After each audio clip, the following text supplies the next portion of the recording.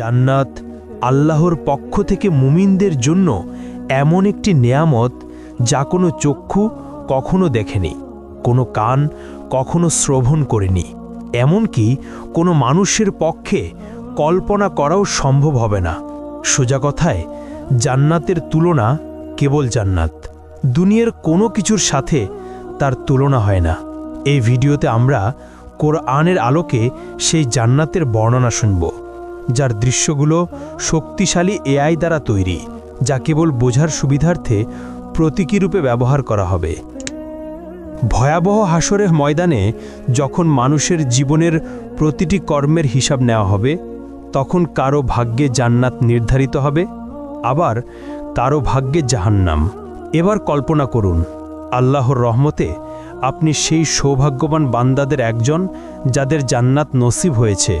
আপনি দাঁড়িয়ে আছেন জান্নাতের দরজায়, চিরশান্তির সুন্দর জীবন কয়েক কদম দূরেই আপনার জন্য অপেক্ষা করছে।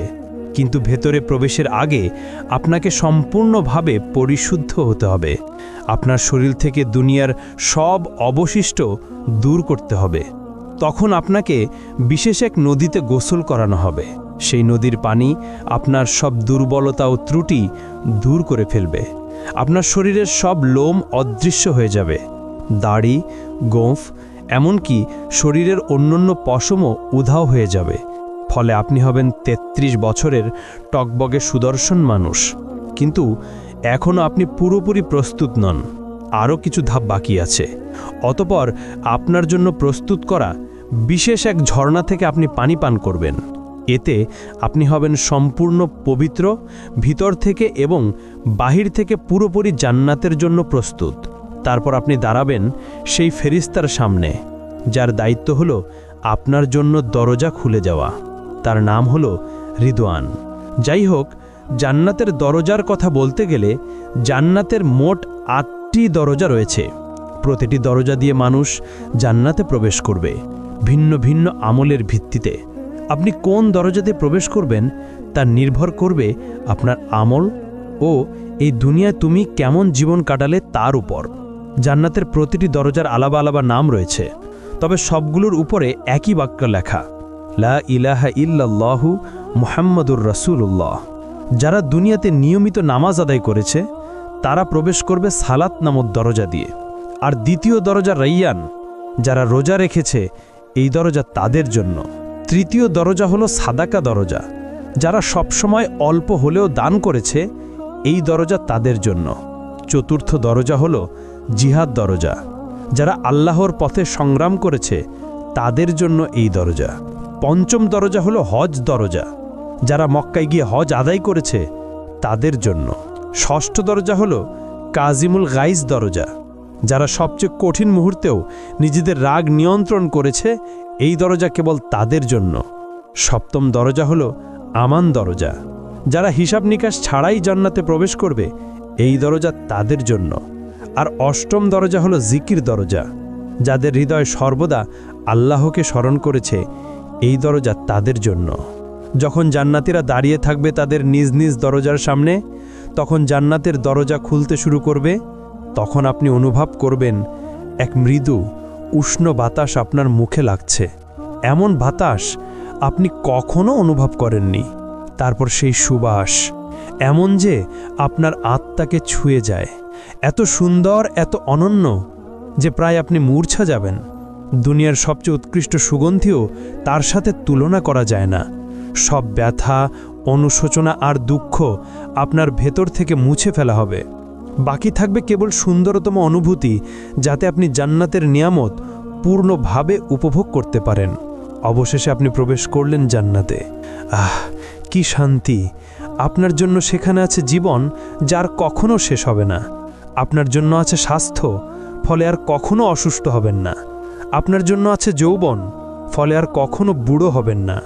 আপনার জন্য আছে সুখ, ফলে আর কখনো দুঃখ পাবেন না।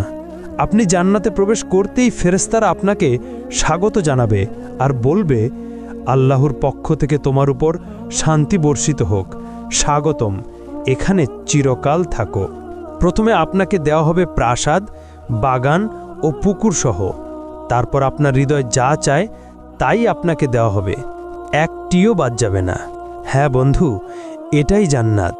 এমন এক জায়গা যেখানে নেই কোনো দুঃখ, নেই কোনো ভয়, নেই বার্ধক্য, নেই ব্যথা। এমন এক জায়গা যেখানে রয়েছে সব সৌন্দর্য যা আপনি জানেন এবং জানেন না। আপনি বসবাস করবেন এমন ঘরে যা তৈরি হয়েছে সোনা ও রূপার ইট দিয়ে। মরক্কা হিসেবে ব্যবহার হয়েছে মিশক, কঙ্কর হলো মুক্তা ও রুবি এবং মাটি হলো জাফরানের। আপনি ফিরে এসেছেন সেই জায়গায় যেখানে আপনার সৃষ্টি হয়েছিল প্রথমবার। অতঃপর ফেরেশতারা আপনার সাথে কথা বলবে। তারা জিজ্ঞেস করবে, সবে তুমি জান্নাতে প্রবেশ করেছো, এখন বলো তুমি কি চাও।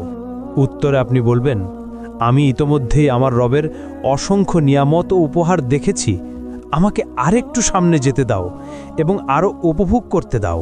তখন ফেরেশতারা উত্তর দিবে, এগুলো তো কেবল সূচনা, তুমি এখনো কিছুই দেখোনি, এর চেয়েও মহান নেয়ামত তোমার জন্য অপেক্ষা করছে।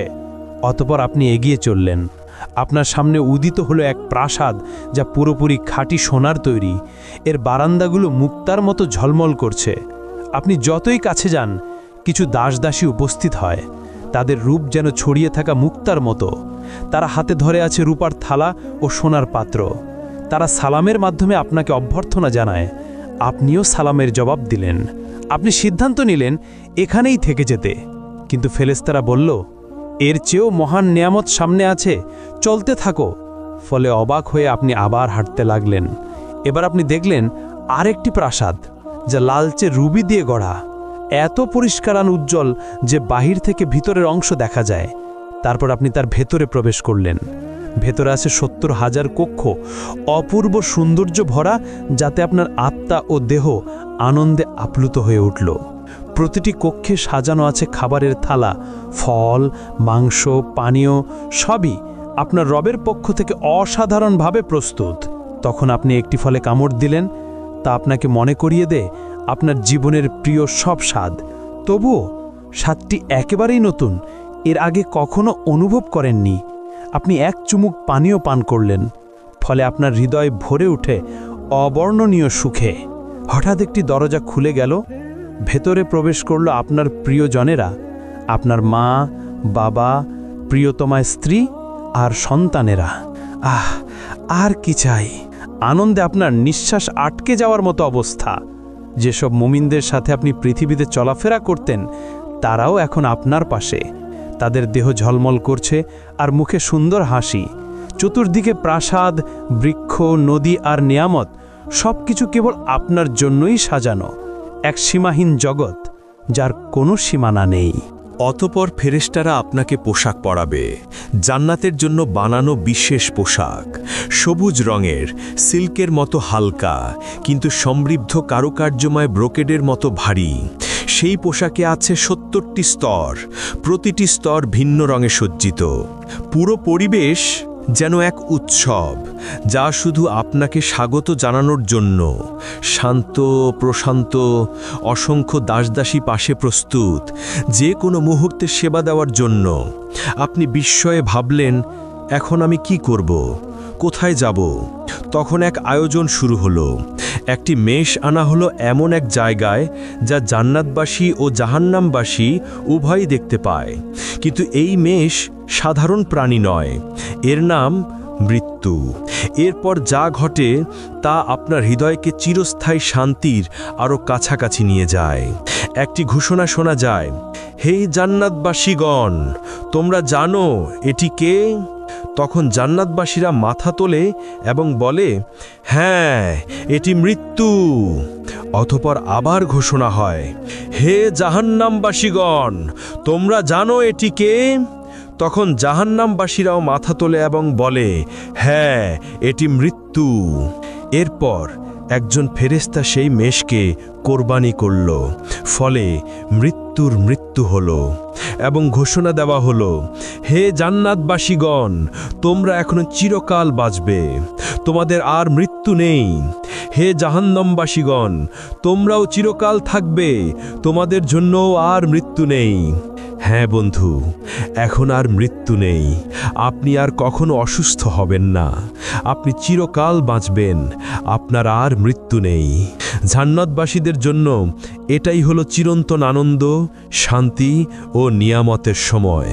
যদি আপনি এই জীবনে বিবাহিত হন এবং উভয়ই জান্নাতে প্রবেশ করেন, তাহলে আপনাদের বন্ধন আবার ফিরিয়ে দেওয়া হবে, কিন্তু এবার আর কখনো আলাদা হতে হবে না। যেই স্বামী বা স্ত্রী জান্নাতে উচ্চ মর্যাদা পাবে, অন্যজনকেও সেই স্তরে তুলে দেওয়া হবে। সেখানে থাকবে না কোনো ঝগড়া, না হৃদয়ে ভাঙা, না বিশ্বাসঘাতকতা। থাকবে শুধু খাঁটি ভালোবাসা, যা প্রতি মুহূর্তে আরও গভীর হবে। স্ত্রী ও স্বামী সময়ের সাথে আরও সুন্দর হয়ে উঠবে। একজন বাইরে থেকে ফিরে এলে অন্যজন তাকে দেখবে আগের চেয়েও সুন্দর রূপে, এবং উভয়ই একই কথা বলবে, তুমি আগের চেয়ে আরও সুন্দর লাগছো। নারীরা এতটাই সুন্দর হবে যে তারা দুনিয়ার সবচেয়ে অপূর্ব নারীদেরও ছাড়িয়ে যাবে তাদের স্বামীদের জন্য।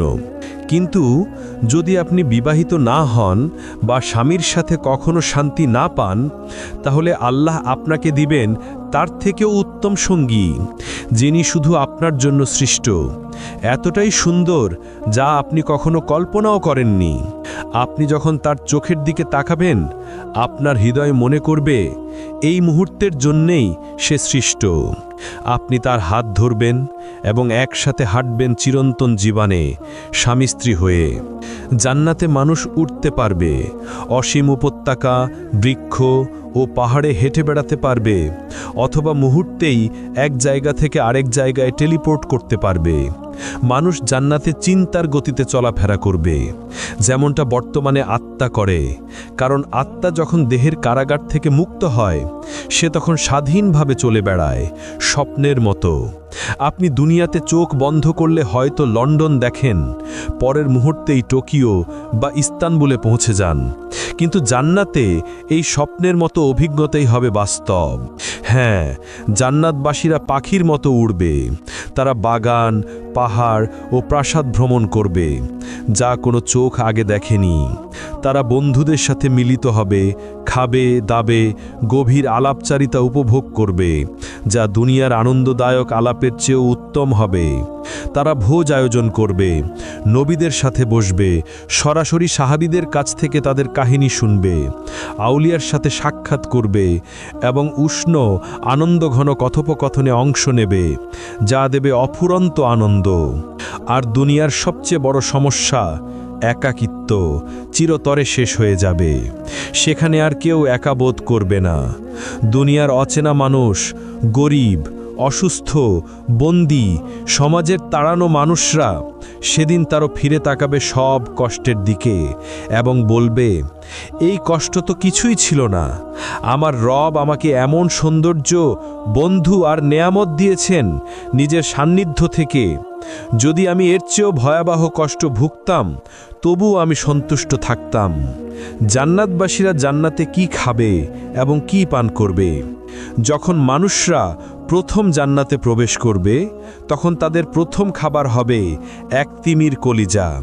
হাদিসের ভাষ্যমতে এটি সেই তিমির কলিজা যেই তিমি দুনিয়াতে হজরত ইউনুস আলাইহিস সালামকে গিলে নিয়েছিল। আসলে জান্নাতে কোনো খাবারের প্রয়োজন হবে না। সেখানে খাওয়া দাওয়া হবে কেবল আনন্দের জন্য। বিশেষ করে পাখির মাংস এবং ফলমূলের মধ্যে ডালিম, আঙুর, চেরি, কলা এবং খেজুর থাকবে। আর পানীয় হিসেবে থাকবে সোনার পেয়ালায় দুধ, মধু, বিশুদ্ধ পানি, কাফুর ও তাসনিম। জান্নাতবাসীরা এই নিয়ামতগুলো চিরকাল ভোগ করবে, কিন্তু কখনো ক্ষুধা বা তৃষ্ণা অনুভব করবে না। জান্নাতের মূলত 7টি স্তর রয়েছে। ইবনে আব্বাস রাদিয়াল্লাহু আনহু থেকে বর্ণিত একটি রেওয়ায়েতে আমরা এটাই জানতে পারি। প্রথম স্তর জান্নাতুল ফিরদাউস। এটি জান্নাতের সর্বোচ্চ স্তর। এটি জান্নাতের কেন্দ্রস্থলে অবস্থিত এবং সবচেয়ে মূল্যবান অংশ। এটি সরাসরি আল্লাহ আরশের নিচে। হাদিসের ভাষ্যমতে জান্নাতুল ফিরদাউসে 4টি বিভাগ রয়েছে। 2টি বিভাগে সব কিছু সোনার তৈরি, আর 2টি বিভাগে সব কিছু রূপার তৈরি। কে কে এই ফিরদাউসে প্রবেশ করবে? যারা নামাজে বিনয়া প্রদর্শন করে, যারা নিরর্থক ও অযথা কাজ থেকে বিরত থাকে, যারা জাকাত দেয়, যারা নিজেদের পবিত্রতা রক্ষা করে, যারা আমানত ও ওয়াদা পূর্ণ করে, যারা নিয়মিত নামাজ আদায় করে অবহেলা ছাড়া, তারাই পাবে এই জান্নাতুল ফিরদাউস। আর দ্বিতীয় স্তর হল জান্নাতে আদান। এটি নবী রাসূল, সত্যবাদী, শহীদ ও সৎ মুমিনদের জন্য। এখানে থাকবে কল্পনার অতীত সৌন্দর্য। এর ভেতরে সোনার নদী প্রবাহিত হবে, ফেরেশতারা মুমিনদের অভিনন্দন জানাবে এবং ধৈর্যের জন্য জান্নাতের সুসংবাদ দেবে। তৃতীয় স্তর হল জান্নাতুন নাঈম। এটি নেয়ামত ও শান্তিতে পূর্ণ এক জান্নাত। যা মুমিন চাইবে সব কিছু সেখানে থাকবে। তারা আল্লাহর অনুগ্রহে চিরস্থায়ী আনন্দে বসবাস করবে। আর চতুর্থ স্তর হল দারুল খুলুদ, বিশ্বাসীদের জন্য চিরন্তন সুখের আবাস। এখানে কোনো ভয় বা দুঃখ থাকবে না। অসংখ্য নেয়ামতে পরিপূর্ণ হবে এর অধিবাসীরা। পঞ্চম স্তর হল জান্নাতুল মাওয়া, বিশেষভাবে শহীদদের জন্য প্রস্তুতকৃত জান্নাত এটি। তারা সেখানে আল্লাহর অফুরন্ত নেয়ামত উপভোগ করবে এবং চিরন্তন সুখে থাকবে। আর ষষ্ঠ স্তর হল দারুস সালাম, বিশ্বাসীদের জন্য চিরন্তন শান্তি ও নিরাপত্তার জান্নাত, যেখানে থাকবে না কোনো ভয়, দুঃখ কিংবা কোনো মন্দ কিছু। সপ্তম স্তর হল ইল্লিয়ুন, উচ্চ ও মহান স্থান, যেখানে আল্লাহর নিকটবর্তী ফেরেশতারা এবং সৎ মুমিনরা অবস্থান করবে। তাদের মুখমণ্ডল থেকে নির্গত আলো সমস্ত জান্নাতকে আলোকিত করে তুলবে। এমনকি জান্নাতের সেই স্তরও আলোকিত হবে যা সবচেয়ে দুর্বল মুসলিমকে দেওয়া হবে, তা হবে 10টি বিশ্বের সমান বিশাল। আর যখন জান্নাতীরা জান্নাতের উঁচু স্তরে থাকা প্রাসাদগুলোর দিকে তাকাবে, তাদের দূরত্ব এতটাই বিশাল হবে যে তারা সেগুলোকে তারার মতো দেখবে। যেমন আমরা এই দুনিয়ার আকাশে দূর থেকে তারাগুলো দেখি। তারা ধীরে ধীরে অভ্যস্ত হয়ে যাবে জান্নাতের জীবনের সাথে। চারপাশে থাকবে অমর যুবক খিদমতগাররা, যারা সবসময় তাদের সেবায় প্রস্তুত। তাদের আনন্দ দেওয়ার জন্য এবং সেবা করার জন্য আল্লাহ হুরগণকে সৃষ্টি করেছেন। তারা এতটাই পবিত্র যে কোনো মানুষ বা জিন তাদের স্পর্শ করেনি আগে। তারা এতটাই বিশেষ যে যদি তাদের মধ্যে একজনও এই দুনিয়ার কোনো সাগরে থুথু ফেলত, তাহলে দুনিয়ার সব সমুদ্র ও সাগর তাৎক্ষণিকভাবে নোনতা থেকে মিষ্টি পানিতে রূপান্তরিত হতো। জান্নাতে কেউ কখনো কোনো কিছুতে অসন্তুষ্ট হবে না এবং সেখানে হিংসা থাকবে না। জান্নাতের প্রাকৃতিক সৌন্দর্য এই দুনিয়ার যে কোনো কিছুর চেয়েও বহুগুণ শ্রেষ্ঠ। সেখানে অসংখ্য গাছ থাকবে, কিন্তু একটি গাছ বিশেষভাবে আলাদা, তা হলো তুবা গাছ। এর আকার বর্ণনাতীত। যদি একজন অশ্বারোহী দ্রুত গতিতে দৌড়াতো, তবু এর কাণ্ড অতিক্রম করতে 100 বছর লেগে যেত। তুবা গাছ এতটাই বিশাল যে এর শাখা প্রশাখা জান্নাতের সব স্তরে পৌঁছায়, প্রতিটি ঘর পর্যন্ত ছড়িয়ে পড়ে, যাতে সবাই এর অনন্ত নেয়ামত ভোগ করতে পারে। জান্নাতের আরেকটি বিস্ময়কর বিষয় হলো কাউসার নদী। এটি আমাদের প্রিয় নবীকে বিশেষ উপহার হিসেবে দেয়া হয়েছে। এর পানি দুধের চেয়ে সাদা, মধুর চেয়ে মিষ্টি।